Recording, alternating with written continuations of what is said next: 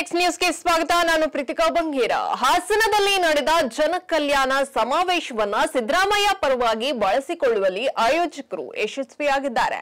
ವೇದಿಕೆಯಲ್ಲಿ ಪಕ್ಷದ ಎಲ್ಲಾ ಮುಖಂಡರು ಹಾಜರಾಗಿದ್ದು, ವೇದಿಕೆಯ ಕೆಳಗಡೆ ಸಿದ್ದರಾಮಯ್ಯ ಪರವಾದ ಅಲೆಯನ್ನ ಸೃಷ್ಟಿಸುವಲ್ಲಿ ಆಪ್ತರು ಯಶಸ್ವಿಯಾಗಿದ್ದಾರೆ. ಈ ಮೂಲಕ ಹಾಸನ ಜನಕಲ್ಯಾಣ ಸಮಾವೇಶ ಸಿದ್ದರಾಮಯ್ಯ ಶಕ್ತಿ ಪ್ರದರ್ಶನಕ್ಕೆ ಕೊಂಚ ಮಟ್ಟಿನಲ್ಲಿ ವೇದಿಕೆಯಾಗಿ ಪರಿವರ್ತನೆಯಾಗಿದೆ.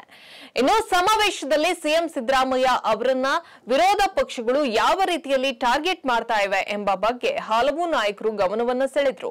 ಡಾಕ್ಟರ್ ಎಚ್.ಸಿ. ಮಹದೇವಪ್ಪ ಮಾತನಾಡಿ, ಸಿದ್ದರಾಮಯ್ಯ ವ್ಯಕ್ತಿತ್ವಕ್ಕೆ ಧಕ್ಕೆ ತರುವುದು ರಾಜಕೀಯ ಪಿತೂರಿ, ಆದರೆ ಅದು ನಡೆಯೋದಿಲ್ಲ ಎಂಬುದಕ್ಕೆ ಈ ವೇದಿಕೆ ಉತ್ತರವನ್ನ ಕೊಟ್ಟಿದೆ ಎಂದರು. ಕೆ.ಎಚ್. ಮುನಿಯಪ್ಪ ಮಾತನಾಡಿ, ಸರ್ಕಾರಕ್ಕೆ ಸಿದ್ದರಾಮಯ್ಯ ಅವರಿಗೆ ತೊಂದರೆ ಕೊಡಲು ವಿರೋಧ ಪಕ್ಷಗಳು ಪ್ರಯತ್ನವನ್ನ ನಡೆಸ್ತಾ ಇವೆ. ಆದ್ರೆ ನಾವೆಲ್ಲರೂ ಒಗ್ಗಟ್ಟಾಗಿ ನಿಮ್ಮ ಹಿಂದೆ ಇದ್ದೇವೆ, ನೀವು ಮುಂದೆ ಹೋಗಿ ಎಂದು ಹೇಳಿದ್ರು.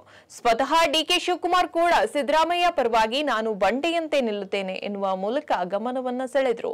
ಈ ಡಿ.ಕೆ. ಶಿವಕುಮಾರ್ ಸಿದ್ದರಾಮಯ್ಯ ಅವರ ಬೆನ್ನ ಹಿಂದೆ ಬಂಡೆಯಂತೆ ನಿಲ್ಲುವುದಾಗಿ ಮೈಸೂರಿನಲ್ಲೂ ಕೂಡ ಹೇಳಿದ್ದೆ, ಈಗಲೂ ಹೇಳ್ತಾ ಇದ್ದೇನೆ, ನಾಳೆಯೂ ಇರ್ತೇನೆ, ಸಾಯುವವರೆಗೂ ಕೂಡ ಇರ್ತೇನೆ. ಇದು ಈ ಕನಕಪುರದ ಬಂಡೆಯ ಇತಿಹಾಸ. ನಾನು ಎಲ್ಲಿ ಕೆಲಸ ಮಾಡ್ತೇನೋ ಅಲ್ಲಿ ಪ್ರಾಮಾಣಿಕೆಯಿಂದ ಕೆಲಸವನ್ನ ಮಾಡ್ತೇನೆ, ಅದು ನನ್ನ ಕರ್ತವ್ಯ ಎಂದು ಅವರು ತಿಳಿಸಿದ್ರು. ಹೆಚ್ಚಿನ ಅಪ್ಡೇಟ್ಗಾಗಿ ನೋಡ್ತಾ ಇರಿ ನೆಕ್ಸ್ಟ್ ನ್ಯೂಸ್ ಕನ್ನಡ. ವಂದನೆಗಳು.